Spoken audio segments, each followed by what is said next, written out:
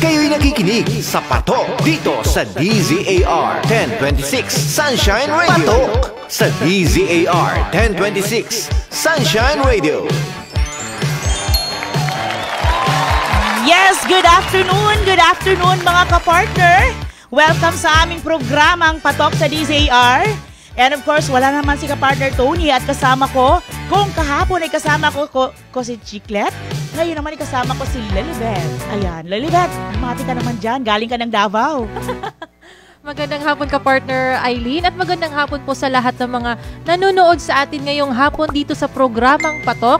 Live na live po tayo ngayon mapapanood sa DZAR 1026 live page at sa Digital Channel 39. Yes, actually Digital Channel 39.3 and Channel 43.3. Ayan, dalawang channel po meron ang SMNI pagdating sa Digital TV. And of course, live na live din po tayo sa social media natin, SMNI News page. Ayan, official page and DZAR 1026 live, kapartner Lilibet. Huwag po ninyong kalimutan mag-like, share, and mag-comment na din po kayo, mga kapartners. So, ipapakilala na natin, Miss Lilibet, ang ating guest ngayon. Siyempre, tatanungin din natin paano niya ni-spend yung yung undas niya ngayon. Kasi bukas, mag-uundas na. Tapos, yung eleksyon, bumuto na ba ito si ma'am, di ba? Okay. So, mga kapartner, ayan, papakilala na po natin. Ang ating guest ngayon, mga kapartner, business owner na siya sa edad na 28 years old. Wow. Tama? Okay. And then, at the age of 16, nagtrabaho pala siya sa McDonald's as part-time service crew. Alam mo yung mga nagtatrabaho as part-time service crew, yan yung mga taong madalas naging matagumpay sa negosyo. Kasi dumaan talaga sa mga trainings na sangkatutak at di basta-basta dyan. Pagdating, pag magiging service crew ng isang food chain, ka-partner Lilibet. Yes. Then, nagtrabaho din siya sa isang call center. Ayan, Inglesera to, pero wag naman sana. Galing naman. Mano-nosebleed tayo nito. So, after niya sa McDo, nag-ano agad siya sa call center. Wow, yes. Amazing. And then, bilang estudyante, binalanse niya yung pagtatrabaho at pagiging estudyante, which is magandang experience to at maganda i-share sa lahat ng magandang ating halimbawa listeners. dito ka partner. Tama. Then, ay nako, Lilibet. Nung natapos niya 1-year course for hotel and restaurant services. Nagtrabaho agad siya bilang waitress at bartender. Ang dami palang experience nito. Naman. Oo, grabe. Then, na-realize niya na hindi daw yun suit na career sa kanya. Ay, naku, saan kaya ito nagpunta? Bumalik na naman siya sa pagiging call center agent. Oy, sa mga sikat na call center to, Convergys, Teletech, mga malalaki to. Malalaking kumpanya. Oo. Pero alam mo, kung talagang hindi ka destined dyan, minsan, talagang iiwanan mo yan at maghahanap ka ng new venture. O diba? Mag-fit sa'yo. Mag-a-adventure ito si ma'am kasi nag-quit daw siya noong last 2019. Ayan. And of course, tatanungin natin, syempre after quitting doon sa corporate, kasi nasa call center empleyado ka So syempre, saan siya napunta? Isa na siyang business owner, ka-partner Lilibet. O diba? Grabe. So, yan ang magandang destination bilang sariling sikap, then nag-empleyado, then may sariling negosyo. Pakilala na natin, Ms. Lilibet, ang ating mga kasama ngayon. Of course, nandito ang Vice President ng One Shot Equipment and Supplies. Mamaya malalaman natin kung ano itong One Shot Equipment and Supplies. I-welcome naman natin, bigyan natin ng time makapag-greet at mag-introduce na kanyang sarili si Ms. Joanna Paula Ramos. Magandang hapon, Ms. Joanna. Ma'am Joanna. Good afternoon po, ma'am. Ayan, nasabi ko na yata lahat ng description mo, ma'am. Medyo na-share nyo na po yung brief na nangyari po sa buhay ko. So, actually, medyo intro pa lang po yan. Intro pa lang. Medyo may mahaba talaga yung pinaghuhugutan. So, marami po tayong paghuhugutan paano po tayo napunta sa ganito pong negosyo. So, pwede ko na po ba Sige po, i-share yung umpisahan niyo na po ang inyong storya. Okay po, ma'am. So, yun nga po, nabanggit niyo, 16 years old po ako unang nagtrabaho. Hindi naman po ako pinilit ng parents ko na gawin yun. Pero ako po kasi parang may ganun po akong ugali na hindi po ako mapakali na parang may gusto akong gawin. So, Tama parang yan. hindi ko po sinayang yung time na first year college po ako noon. Nagtrabaho ako part-time po sa McDonald's. Actually, hindi pa po legally pwede that time, pero parang nagkaroon lang po ng requirement na para makapasok ako doon as part-time Is po. nagawa mo naman. Opo, nagawa ko naman po. Napasa ko Ang naman galing. sa DSWD or something po. So, yun po, nung nagawa ko na po yun, ma'am, siguro mga 1 year mahigit po ako sa McDonald's. Ang hirap, sabi ko, ang hirap pala magtrabaho habang nag-aaral ka. Oo, Bakit yung iba, syempre. parang ang dali-dali, parang gano'n. So, nung naranasan ko yun, sabi ko, okay, so, next naman tayo. Pero sa family po ba ninyo, Ma'am Joanna, meron po bang business? Actually Oo. po, yung Negosyante. kung saan po ako lumaki, ma'am, sa lolo ko po, business owner po siya sa mga aluminum and glass po. Chinese po kasing lolo ko. So sa kanya po ako lumaki, pero sadly hindi niya po sa amin na ituro paano nga ba magnegosyo. Siguro habang lumalaki ako, nakikita ko sa kanya na ganito pala maging negosyante. Pero never ko pong pinangarap na magkaroon ng negosyo. Parang gusto ko lang, alam ko dati, ang gusto ko po maging teacher eh. Oh, teacher. Opo. Hindi rin basta-basta mag-teacher. Opo, kasi ang mother ko po, ka-partner dyan ma'am. galing. Okay po, teacher po. Kasi po, ang Opo. mother ko po, ma'am, teacher po siya up until now. So sabi ko, gusto ko na lang maging teacher. Tapos nung lumalaki ako, ma'am, sabi ko, ang hirap pala mag-control ng bata. Wag na lang mag-teacher. So, ang dami ko po talaga pinangarap. Oo, yan, ma'am. Ako, pag hindi mo talaga passion yung pagtuturo, talagang hindi ka magtatagal dyan. Sabi Parang- ko, yun nga, ma'am, sobrang, di ba, doon pa lang, ma'am, ang dami ko nang gustong gawin. Pero, so, naglaro po ng gano'n yung utak ko. So, nung nagtrabaho ako sa McDonald's, nag-resign po ako after a year or 2. Tapos, ma'am, after nun, narinig ko sa kaklase ko, na gusto niya, nag-work po siya as a call center, pero local lang po. Para po siyang yung sumasagot sa mga order sa mga fast food po na, hello po, what's your order? Pero Tagalog, mama. So ako, nainggit ako. Sabi ko, ako rin gusto ko rin yan. gusto ko rin yan. Habang nag-aaral po kami nun. Tapos, ginawa ko, nag-apply po ako sa company na yun. Nung nag-apply ako, ma'am, nagulat ako. After po ng interview ko, sinabi sa akin, hindi local yung account na ibibigay ko sa'yo, international. Wow. So, ganito ang account mo, mga flowers yung mga kailangan yung i-sell. Sabi ko, paano naman po ako kakausap ng mga Amerikano na Hindi naman po ako maano sa English, sabi ko gano'n. So, doon pa lang sabi ko, sige po, itatry ko. Parang doon mo na rin na-learn yung strategies Opo, doon. ma'am. Actually, ma'am, sobrang lahat po na naging experiences ko po, sobrang laking tulong po kung ano pong meron ako ngayon. Kasi lahat po yun kinip ko, pinagsama-sama ko po. Tapos yun, ma'am, habang nag-aaral ako, nagtatrabaho nga po ako sa call center. Imagine nyo po, madaling araw po, papasok ako, tapos sa umaga, papasok ako sa trabaho. Sa school po. School. So, parang sabi ko nung huli, kaya ko naman siguro to, pero nung bandang pahuli naman, parang hindi ko na kinakaya. Actually, malaki rin po yung panghihinayang ko kasi 4th year po, nasa 4th year na po ako. Hindi ko po natapos yung... Hindi mo natapos? Opo, hindi ko po natapos yung yung course ko po. So, sabi ko, Anong kurso mo sa office management po. Business management po Business ako. Sa management. RTU po ako nag-aral mo. So, hindi ko po natapos yung, imagine ma'am, 4th year na ako. Pero irregular po kasi ako, ma'am, kasi kailangan ko pong, para maging hindi po conflict yung schedule ko po sa trabaho. Kahit hindi mo naman natapos, ngayon nga, may sarili ka ng negosyo eh. Yun nga Kaya po. yun nga, although importante yung education, Yes po. pero kapag dumating yung isang sitwasyon na hindi mo naman natapos, hindi yun mag-i-end ang world mo eh. Opo. Meron at meron ka pa ring opportunities na makakasalubong, which is, tingnan mo ngayon, business owner ka na, Opo, kahit ma'am. hindi ka pa nag-graduate sa kurso mo, di ba? Actually, O, yun diba? nga po, ma'am, hindi ko naman po sa ini-encourage yung mga tao na, Oo, na wag wag po mag-aral. kaming wag na kayo mag-aral kasi tignan nyo naman kami. Hindi po ganon, hindi po ganon ang buhay Iba-iba po. kasi yung destination Opo, din natin. yes po, wag niyo po sana isipin na hindi na ako mag-aaral, bakit siya, Oo. ganon. So, yung nangyari po kasi sa akin, sobrang hindi naman po expected na mangyari to. So, syempre po, if magkaroon rin po kami ng chance na mag-aral ulit, why not po, di ba po? Yes. So, sa ngayon po talaga, yun po yung kinapitan namin na since hindi po kami nakatapos, gumawa po kami ng diskarte kung paano po kami lumaban sa buhay. Ayan. Si Miss Joanna po ay talagang hindi nag-iisa dito sa ating studio. Actually, kasama niya yung kanyang business partner na si Sir Mark Anthony Gunyo na hindi naman magpapakita ngayon. Nasa isang sulok lang po siya ng studio namin ngayon. Shy type si Sir. Shy type si Sir, pero siya yung president talaga. Then si Miss Joanna yung vice president. Partner sila in life and partner din in business. O, di ba?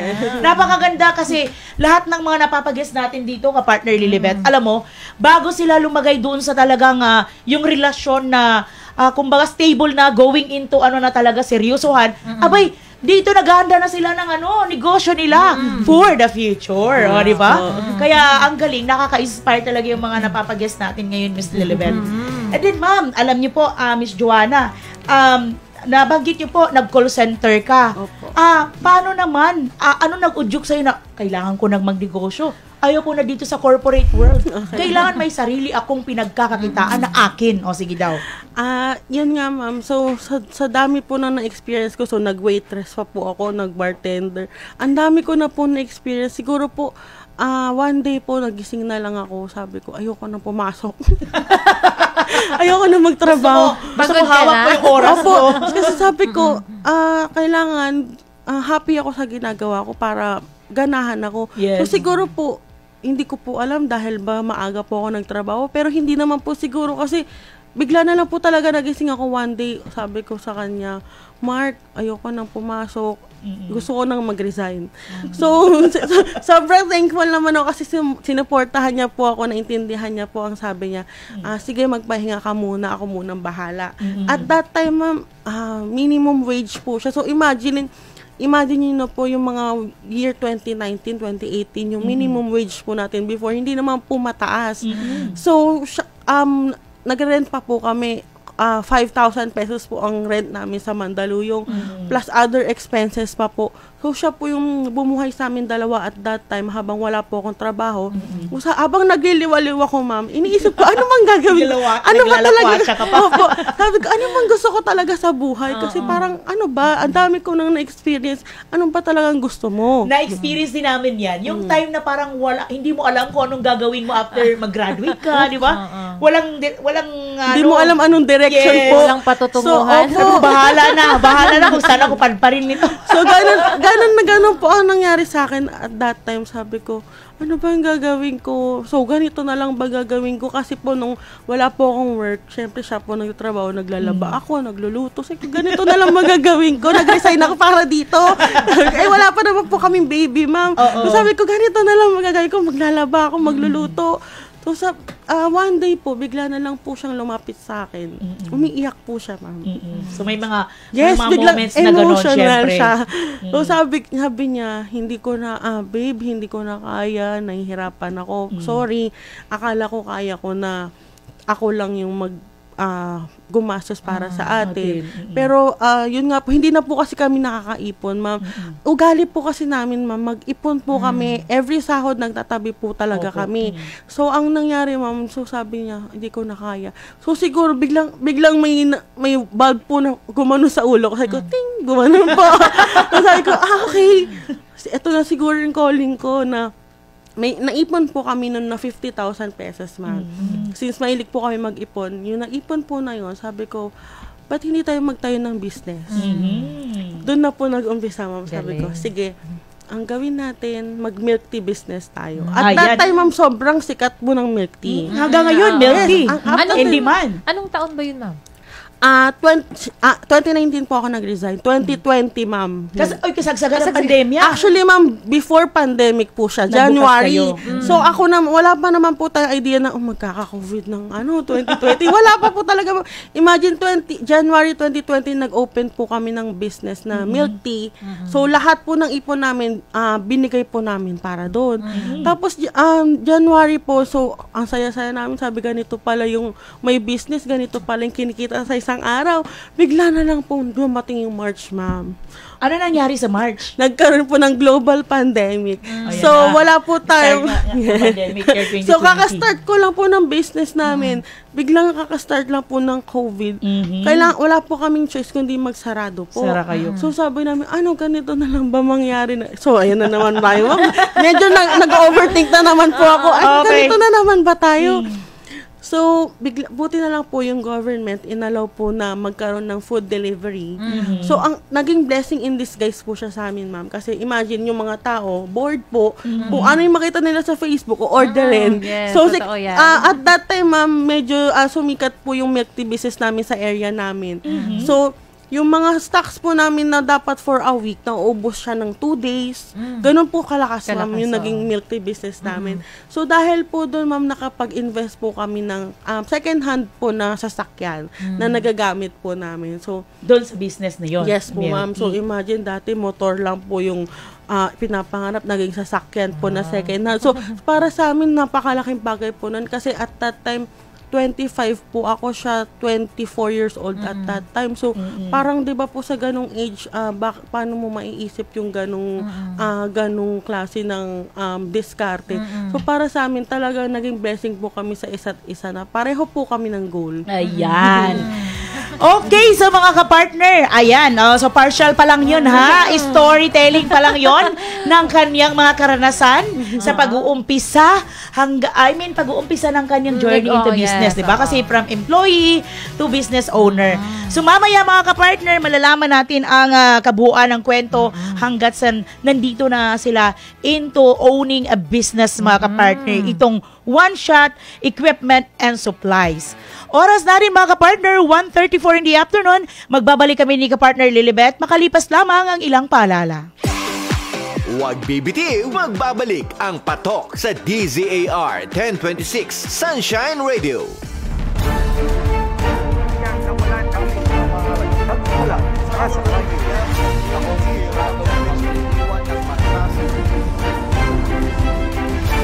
SMNR, balita totoo. Sa ikauunlad ng ating bayan, kalinisan ang kailangan. Basura ko, sagot ko. Ang paalalang ito ay hatid sa inyo ng Sunshine Philippines Movement. Mabilis umiksi ang nakasinding sigarilyo. Mabilis ding umiksi ang buhay ng humihit-hit nito. Ang paalalang ito ay hatid sa inyo ng Sunshine Philippines Movement at ng himpilang ito. Sa kahit anong panahon, ang sunog ay maaaring makapaminsala sa buhay at ari-arian ng sinuman. Narito ang ilang paalala upang sunog ay maiwasan. Sa loob ng tahanan, ilagay sa ligtas na lugar ang posporo, lighter at iba pang maaaring pagmula ng apoy. Tiyakin na hindi ito maaabot at mapaglalaroan ng bata. Huwag manigarilyo sa loob ng kwarto, lalo na kung ikaw ay nakainom ng alak. Iwasan din ang pagtatapon ng upos ng sigarilyo sa mga waste basket. Hanggat maaari, huwag mag-imbak sa loob ng tahanan ng mga flammable materials tulad ng gasolina, pintura, alcohol at iba pang likido na maaring pagmula ng sunog. Sa paggamit naman ng kandila sakaling brownout, ilagay ito sa ligtas na lugar na malayo sa mga bagay na madaling magliyab at higit sa lahat, iwasan ang octopus connection sa inyong mga kagamitang dikuryente. Tandaan, ang sunog ay maaring maiwasan. Ang paalalang ito ay hatid sa inyo ng DZAR Sunshine Radio. DZAR 1026 kHz Sunshine Radio. Kapartner mo sa balita at serbisyo, maka-Diyos, makatao, at mapagmahal sa kalikasan. Kayo'y nakikinig sa Patok dito sa DZAR 1026 Sunshine Radio. Patok sa DZAR 1026 Sunshine Radio.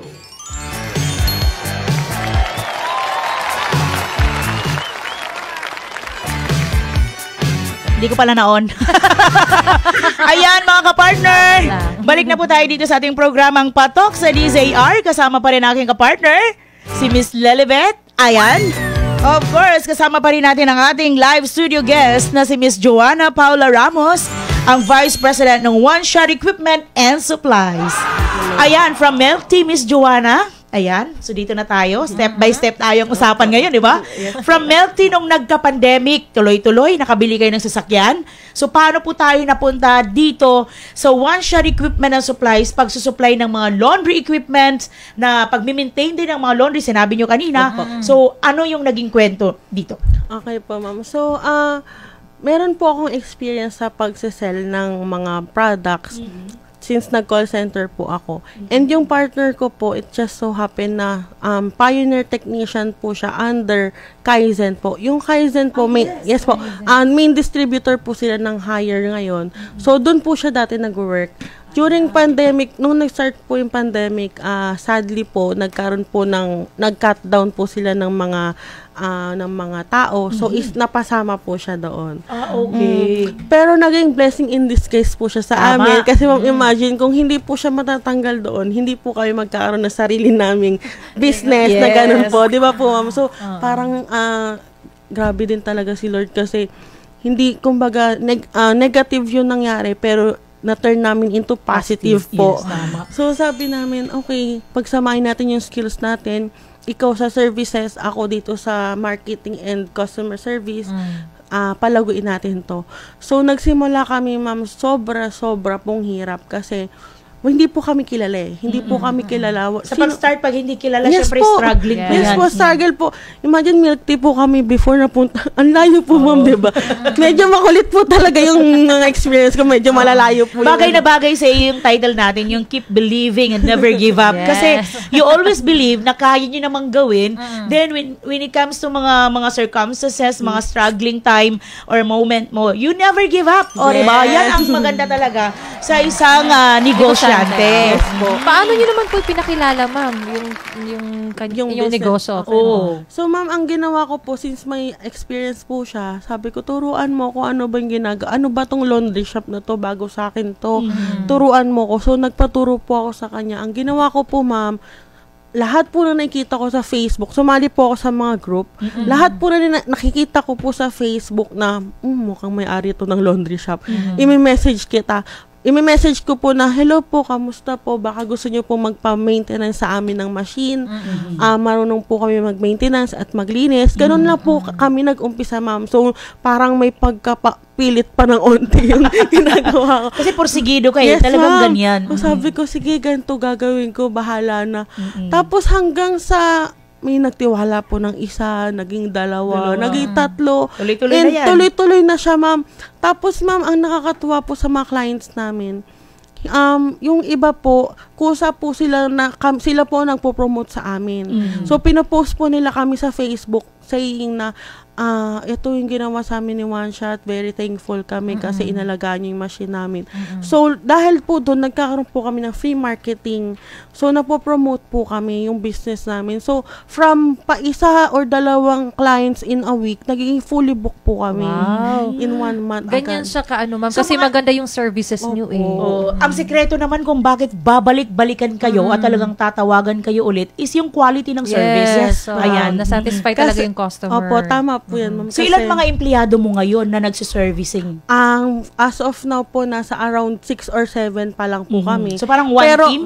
Opo, one team po kami. Pero, yung nasa servicean po namin, nationwide po. Meron po kami sa Pagadian, meron din po sa El Nido. So, mga Palawan po, Isabela, Tarlac. So, gano'n na po kalayo yung nararating namin. So, talagang binabiyahe nyo yan, yung yes team ninyo? Po. All expenses paid by our clients po. So, kami po, ang gagawin na lang po namin, gagawin po namin yung trabaho namin. So, sino ang expert na nagmi-maintenance ng mga equipments? Yes po. Ayan. Si Sir Mark po talaga. So, siya po, talaga. Kasi galing siya doon sa kumpanya na ngayon ay sinusupply niyo na rin yung brand nila. Opo, tama po kayo, ma'am. So, doon po kami nag-umpisa, ma'am. So, ngayon po, very thankful po kami dahil sa mga clients po namin na good yung feedback sa amin. Yes, Nag-number 1 po kami sa top 1 po kami sa after-sales support ng mga dealer po ng hire. Kasi po, finocus po talaga namin yung services po namin kesa sa pagbebenta po. Of course, importante po makabenta kami ng machine. Pero for us po kasi, mas importante po na maalagaan po namin yung clients namin. Kasi po, kapag po binigay po nila yung tiwala nila sa amin. Syempre po, para sa amin po, ibibigay po namin yung full effort po namin para po hindi po masayang yung tiwala na binigay po nila sa amin. So, sa negosyong ito, may capital ba? Kasi servicing parang yung talents nyo at skills lang yung puhunan nyo dito. Opo, actually ma'am, wala po kaming pinuhunan kasi nag-zero balance po kami nung nawala yung milk tea. So, ang pinuhunan lang po talaga namin yung skills na meron po kami. And then, the rest po, kung ano man po yung mga nabibili namin ng mga parts na kailangan po available, kinita na po namin yun sa nauna pong services na nagawa namin. Okay. Isingit ko lang tong tanong galing sa ating viewers, yung nanonood ngayon, from Rica ng Kanyugan, Pasig. Ano pong tips ang maibibigay ninyo sa pag-maintain ng spinner? Kasi yung ang laging nasisira sa machine namin, nasa brand ba yan o sa pag-aalaga lang? Thanks. Meron ba kayong machine na may divider na dicolor, saka mga puti, parang ganon. So, isa pa pala to iba, si Jeremy of Cabanatuan. Sige daw. Actually po, para po hindi po malito yung iba nating viewers, ang sinaservice po namin is for commercial machines po. Yung mga nakikita nyo po sa kalasada na mga malalaking machine po na may self-service po. Iba po siya sa pangbahay. Pero sa question nyo po na sa brand po ba yan or sa pag-aalaga? Yes, any brand po na nakikita nyo sa market, magandang brand po. Pero pinaka-the best pa rin po if paano nyo po siya gamitin and alagaan po talaga. Like sa amin po, ang binibenta po namin si Haier, magandang brand po siya, ma'am. Marami pong brand na binibenta sa market, pero paano mo siya alagaan, how you maintain it, yun po yung pinaka-importante po.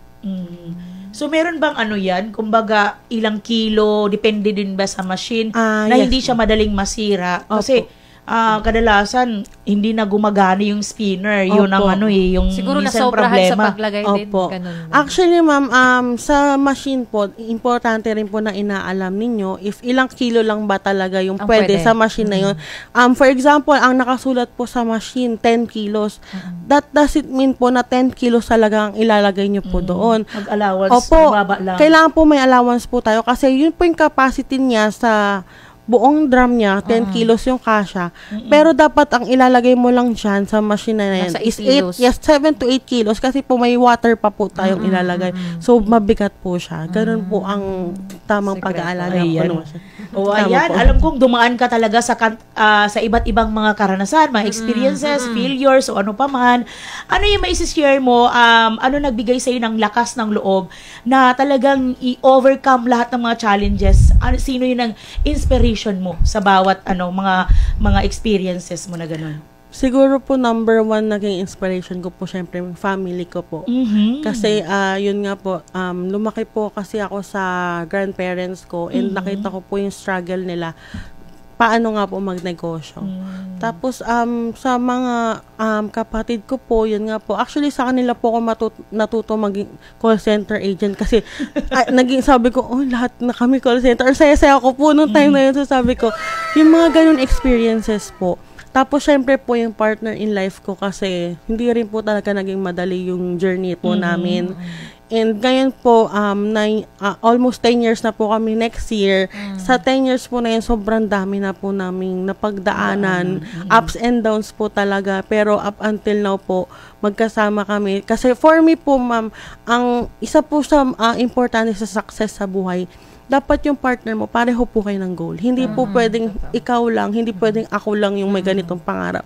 Dapat nagtatagpo po kayo. Kasi kapag isa lang sa inyo, wala po mangyayari. Kumbaga masasayang lang yung efforts ninyo. So, yun po siguro yung mga naging inspirations ko po. And syempre po, dapat po yung circle po na dinadaluhan mo, dapat po yung alam nyo po na makakatulong sa inyo. Kasi kapag bad influence po yung nasamahan ninyo, syempre, gano'n na rin po yung mindset ninyo. Pero if nasamahan nyo po yung, yun nga po, mga business-minded, yung mga malapit kay Lord. So, yun po. Yung mga gano'n po. Nabanggit mo nga dito sa Gabay sa Tagumpay.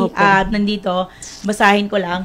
Trust in the Lord with all your heart and do not lean on your own understanding. Palang Bible verse ito. Yes po. In all your ways, acknowledge Him and He will make your path straight. So, ito yung nagiging guidance nyo dito sa pagninegosyo mo. Opo, tama so, po how kayo. important is this verse sa life niyo po?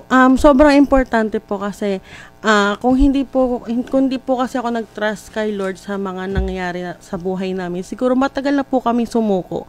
Kasi alam niyo po, some people po sinisisi nila na, Lord, bakit ganito yung ginawa niyo sa akin? Bakit ang hirap-hirap namin? Kasalanan mo to. So, mahirap po maging mahirap. Yes, I agree po. Pero mas mahirap po kasi kung binigyan ka na ni Lord ng skills, bigyan ka ni Lord ng chance, pero hindi mo pa rin ginawa yung best mo.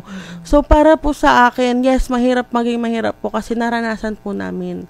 Pero, if you give your best po, and naniwala ka sa sarili mo na, Lord, okay, ito ba yung inibigay niyo sa akin? Sige, igagrab ko to. Kapag naniwala ka po kasi sa ganun, so tuloy-tuloy na po yan. So, you just have to trust Him, and of course, you have to trust yourself po, na kaya mo.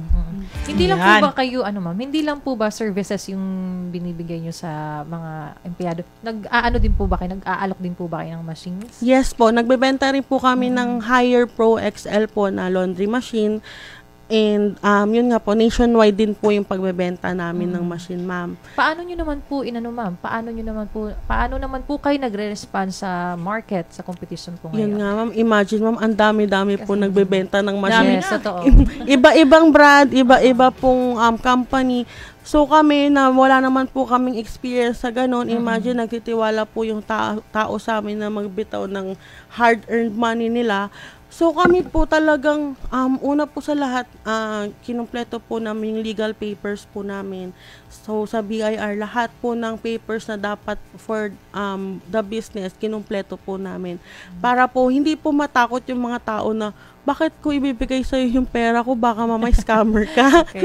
So yun po, ma'am, nag-umpisa po kami sa ganon hanggang sa, yun nga po, may mga clients po kami na maintain before. Isa rin po sila sa mga unang nagtiwala sa amin. Since bumili din yes po, na-experience po kasi nila na, okay itong service nila. So, siguro naman, pag bumili ako sa kanila, okay rin naman. Kung magka-problema man, hindi nila ako lulukuin. So, actually, 80% po ng clients na nabentahan po namin ng machine, 80% po doon ay mga clients po namin before sa pagsiservice. So, itong Hire brand is from China? China po siya China ginawa, brand. pero European brand po siya. Okay. Actually po, ang expertise po talaga nila is mga home appliances po. Kilala to sa refrigerator? Yes po, ma'am. Refrigerator. May TV po, ref, and mga aircon po. So, anything po sa na may hire, actually, kinikater din po namin yun. So, focus kayo or loyal kayo sa Hire brand? Opo, yes Okay. po. Sa ngayon po talaga, Hire po ang aming pinopromote. And actually, ma'am, sa sobrang happy po kami na napakabuti po talaga ng mga distributor po ng Hire kasi po, dinala po nila kami sa China last June. So, 8 days po kami doon. Pinuntahan po namin yung mismong factory ng laundry machine, commercial washing machine po. So, pinuntahan po namin, pinasok namin, nakita po namin kung gaano po katibay yung pagbuo ng laundry machine. So, doon pa lang, ma'am, sobrang laking selling point na sa amin yun kasi po, kami po mismo yung nakakita kung paano nga, gaano nga naman katibay yung machine na to. So, yun po, isa rin po yun sa naging way po namin para mas bumenta po. And syempre po sa experience po kasi, hello po, magkano po ang nagastos po nila sa pag-visit po namin doon. So, nag-invest talaga yung company sa inyo? Nag-invest po sila para po, para po at least ma-experience namin na ano nga ba yung feeling na makapunta ka sa isang factory na binibenta mong product. So, yun po. Paano kapag merong magpapaservice sa inyo pero hindi naman Hire brand? Alam ba ni Sir Mark? Actually, yes po.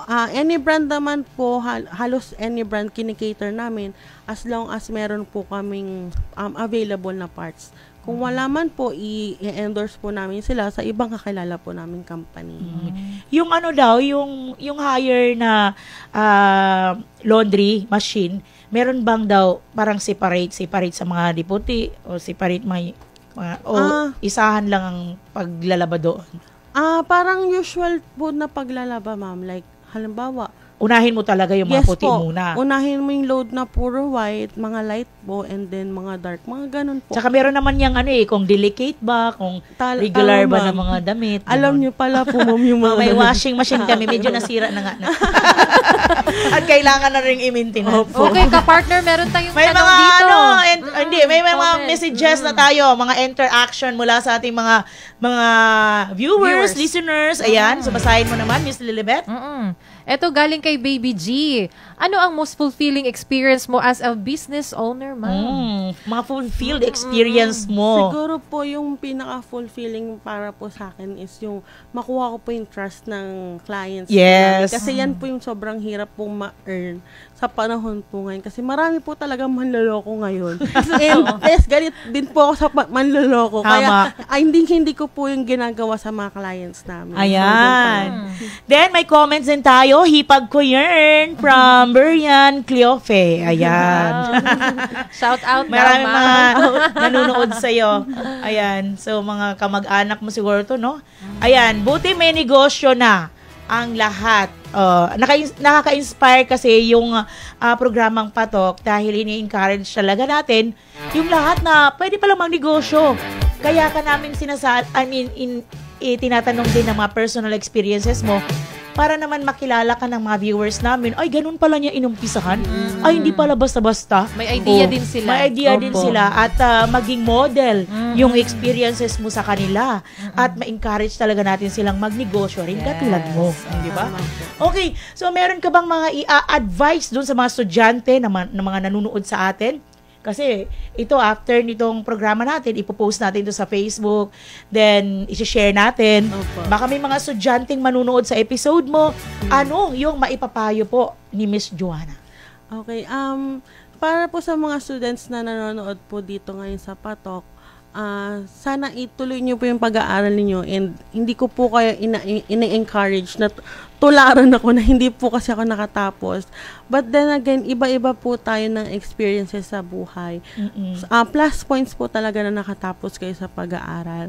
And kung meron ka man pong diskarte, plus points din po yun after nyong makagraduate. Pero for me po, focus on your studies po muna bago nyo po i-focus yung future ninyo para hindi po kayo malito kung ano ba yung dapat nyong unahin.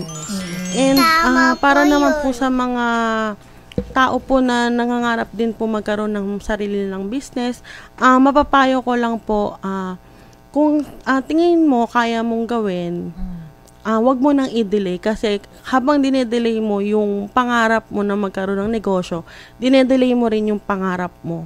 Like, na matupad. Yes po, na matupad yung pangarap mo. For example, gusto mo magkaroon ng bahay. Kapag dinelay mo na, ay, saka na lang ako magdenegosyo, ganito muna. So, madidelay na naman yung pangarap mo. I-grab mo hanggat kaya mo. But, the most important thing po na gawin mo, una sa lahat, dapat emotionally, physically, and financially ready ka. Hindi pwede ring sunggab ka ng sunggab. Yes. Kasi baka mamaya narinig mo lang ako na, sige, gawin mo na, talagang nag-resign ka na bigla, wala kang plan. Kailangan meron kang plano. Hindi pwedeng basta-basta na lang. Kailangan mag-research ka kasi future mo ang pinag-uusapan dito. Future ng mga kasama mo, ng pamilya mo. So, you have to be smart kung ano ba yung mga next step na gagawin mo sa buhay mo. Sa mga gusto pong bumili or magpa-service, ma'am, plug nyo po, ma'am, kung saan po pwede sila mag-contact. Yan, baka pwede na ipakita na yung kanilang official details, Facebook. Ayan. To anyone po na may mga laundry business na po and you're looking for a trustworthy po na technical team, nandito po kami to help you. You can contact us po sa One Shot Laundry Technician Facebook account po, or One Shot Equipment and Supplies Corp. And also, our phone number po is 0991-658-6447 or 0915-341-6141. And to anyone naman po na nagpa-plan po na magkaroon po ng sarili ng laundry shop and gusto nyo pong makahanap ng mapapagkatiwalaan nyo po sa hard-earned money nyo po, we are here to help you din po. Tutulungan po namin kayo from the beginning up until forever na po. Kasi hindi po namin kayo papabayaan after sales kasi po, yan po ang focus namin. Kaya po hindi po, sa mga, meron naman din pong struggle po sa capital naman po, we also have an option po for financing po.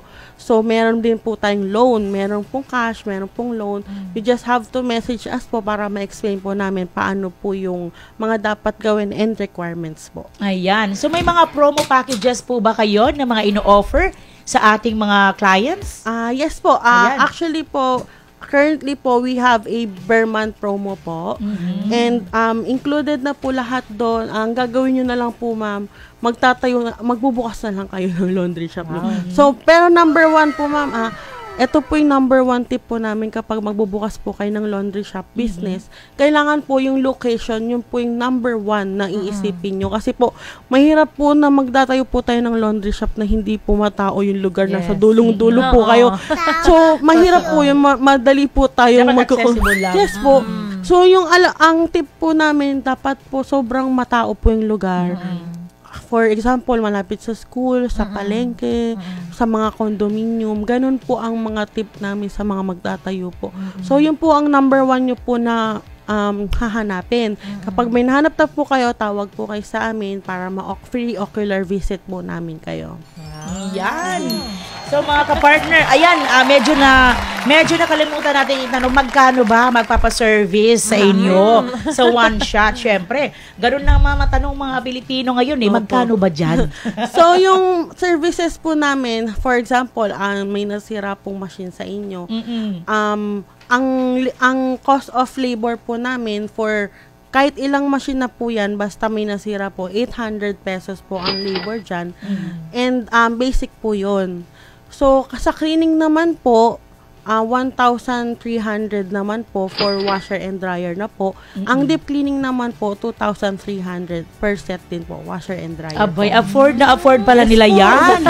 Kaya po, akala ko kung ilang 100,000 na magpapamintain. Ay, hindi ma'am. Actually ma'am, ang motto po namin, affordable yet high quality service. Ayan! Ayan, approve talaga yan. Kasi pag di kalidad ang serbisyo, tapos affordable naman ang presyo, di ba? Affordable ang presyo, di kalidad ng serbisyo. Yes, tama po kayo dyan. Galing talaga. Okay, so wala na tayong oras, Miss Lilibet. Abay, 1:59 na in the afternoon. Hanggang 2:00 lang po tayo, Miss Joanna. So, it's time for us. Baka pwedeng for your parting words para sa lahat ng ating mga nanunood ngayon. Baka may gusto ka ding pasalamatan. Yes. Una po, thank you so much po, Patok, for featuring us po. Sobrang dami pong business owner po na meron dito, pero you chose us po to promote po. Yes. So, siguro nga po, sabi nga po, ang lagi ko po sinasabi, wala po talagang aksidenteng nangyayari lang. So, talagang tinulungan po kami ni Lord na kung ano man yung nararating namin ngayon, si Lord po talaga yung dahilan niya. Kaya, thank you Lord kasi po, hindi niyo po kayo pinapabayaan kahit kailan po. And to our family po, family po ni Mark sa Israel po, mag-ingat ka po dyan, Ate Jane, and sa mother niya po sa Greece, hello po ma. And sa mama ko, mama, hello. Sa mga kapatid ko. So nag-invite sa'yo dito? Sino ang nag-invite for our...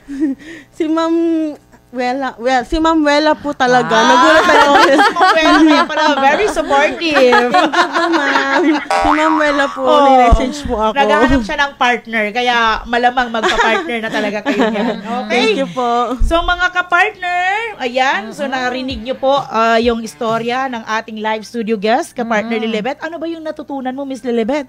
Sa buhay, pag ninegosyo talaga, dapat handa ka palagi, ka-partner Eileen, sa mangyayari sa lalo na kung papasukin mo talaga yung negosyo at hindi mo pa alam, dapat magtanong-tanong ka na sa mga kaibigan mo at handa kang humarap sa lahat ng pagsubok. Yes. And ang pinaka-lesson na natutunan namin ngayon ay yung titulo talaga ng programa namin ngayon, yung episode na Keep Believing and Never Give Up from Miss Joanna. Ayan, ng One Shot equipment and supplies. Supplies. Ayan, mga kapartner. So, mga kapartner, ating natunghayan ang isa namang kwento na puno ng inspirasyon at pagpupursige.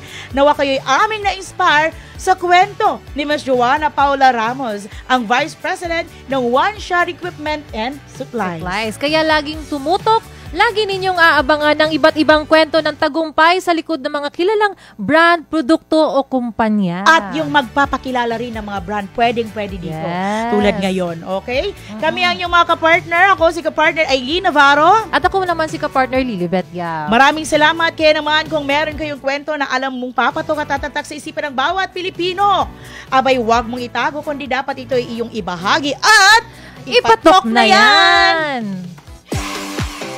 Sumainyo ang programang Patok. Naway marami kayong nalaman at natutunan sa mga latest trends at fashion. Muling makinig sa mga araw ng Lunes hanggang Biyernes, 1:00